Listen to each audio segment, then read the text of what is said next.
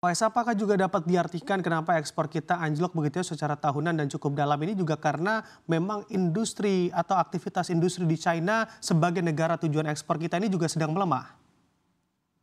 Salah satunya iya, tapi tidak hanya China, tapi juga kalau kita lihat Amerika Serikat gitu tadi disampaikan memang datanya juga menunjukkan perlambatan gitu ya, karena kita tahu The Fed menaikkan suku bunganya sangat agresif, baik di tahun lalu maupun tahun ini.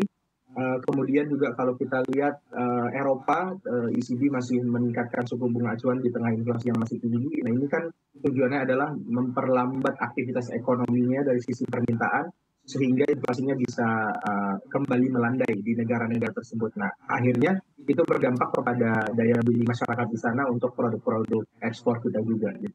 Oke, baik, Pak Faiz, dengan kondisi yang ada saat ini yang juga telah dijabarkan begitu ya untuk Anda dari Anda sendiri, sebetulnya apa yang perlu diantisipasi untuk neraca dagang kita di periode selanjutnya atau di bulan September nanti?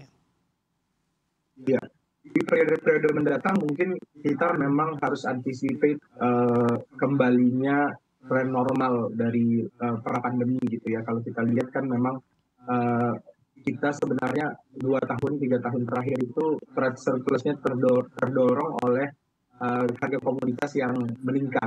Nah sementara setelah COVID selesai ini normalisasi harga komoditas itu memang tidak terhindarkan.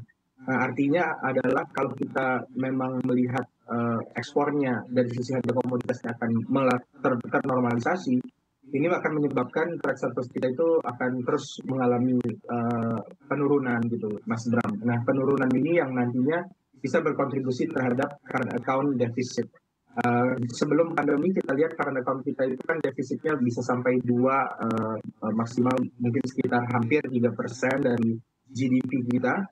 Nah, ini belum kita lihat akan kembali di tahun ini ataupun tahun depan, tapi di tahun-tahun mendatang mungkin ini akan bisa kembali normal gitu ya. Jadi di tahun ini dan tahun depan kita masih expect defisit current account-nya di sekitar 0,4% untuk tahun ini, di tahun depan 1%. Jadi memang trennya itu terus melebar karena tadi kondisi normalnya itu kembali. Nah, untuk antisipasi supaya kita tidak kembali ke dalam level defisit current account yang lebih tinggi karena nanti itu akan beresiko terhadap pergerakan nilai tukar, kemudian external stability dari perekonomian kita juga gitu ya.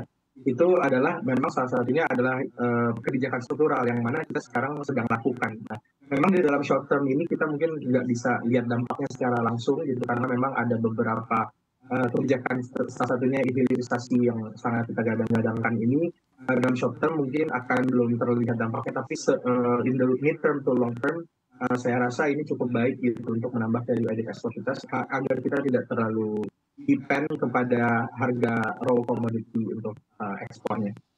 Oke, baik, Pak Faiz, sebagai ekonom Anda melihat dengan surplusnya 40 bulan berturut-turut ini sebetulnya apakah Anda juga melihat sebetulnya surplus ini akan berakhir dalam waktu dekat atau justru masih bisa surplus dalam jangka waktu yang lebih lama lagi?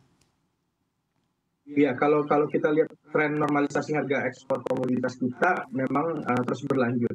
Tapi kalau kita bandingkan dengan level pre-pandemi ini masih lebih tinggi sebenarnya. Jadi kalau saya melihatnya dalam 1-2 kuartal lagi itu kita masih bisa melihat trade balance kita itu surplus.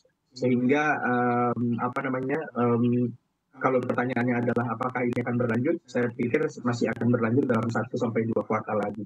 Nah, memang kuncinya adalah kapan ini akan pick up gitu ya. Nah, kalau kita lihat impornya itu akan pick up mungkin di tahun depan, terutama di second half tahun depan karena kita tahu setelah nanti adanya pemilu, kemudian juga tahun depan suku bunga acuan diperkirakan di global sudah selesai kenaikannya, bahkan beberapa mengekspektasikan akan mulai adanya pemangkasan suku bunga acuan. Itu tentunya kondisi ekonomi di negara-negara mitra dagang kita juga akan membaik gitu ya. Dan juga China di tahun ini kita lihat cukup masif penurunan ekonominya karena beberapa isu terutama di properti sektor. Di tahun depan hopefully kita lihat dengan masyarakatnya yang masih sebenarnya purchasing power-nya masih ada gitu ya. Tapi memang agak cautious untuk spending mereka punya uang dengan kondisi global dan juga sektor properti yang sangat besar di sana masih gloomy. Di tahun depan kita expect itu akan membaik. Nah, kalau itu membaik, artinya raw materials import kita untuk support import ke sana juga akan meningkat. Nah ini yang kita lihat mungkin di tahun depan kita bisa expect surplusnya mungkin akan berakhir gitu, Mas Bram.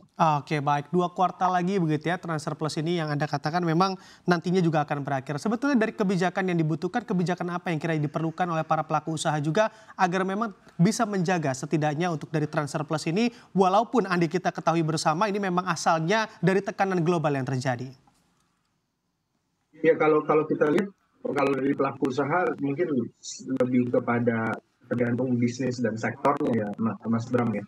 Kalau kita lihat memang dari sisi eksportir kan, terutama untuk sektor pertambangan mereka memang sudah mengantisipasi bahwa normalisasi harga komoditas ini sudah akan terus berlanjut gitu. Nah, mungkin yang perlu dilihat adalah selama 3 tahun terakhir kan margin usahanya sudah cukup baik gitu ya. Kalau kita lihat ada improvement dalam sisi terutama untuk eksportir komoditas dalam konteks ini karena memang harga komoditasnya bagus di tahun-tahun sebelumnya.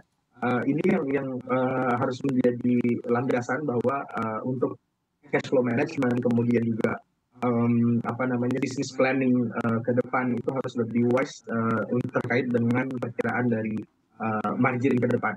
Nah, kalau dari sisi stabilitas untuk nilai tukar, kalau Mas Bram lihat memang nilai tukar kita trennya mengalami depresiasi karena tadi di globalnya sendiri juga kenaikan suku bunganya belum pasti kapan akan selesai.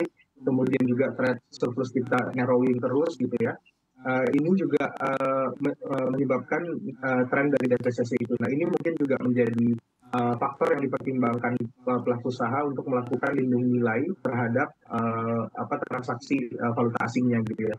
Kalau misalnya ada resiko-resiko pelemahan nilai tukar lebih lanjut dengan ketidakpastian global yang tinggi dan neraca perdagangan yang surplusnya menurun, ini mungkin bisa menjadi opsi bahwa resiko ke atasnya lebih tinggi sehingga proteksi atau lindung nilai dari transaksi valuta asingnya itu lebih diperlukan. Itu, Mas. Oke,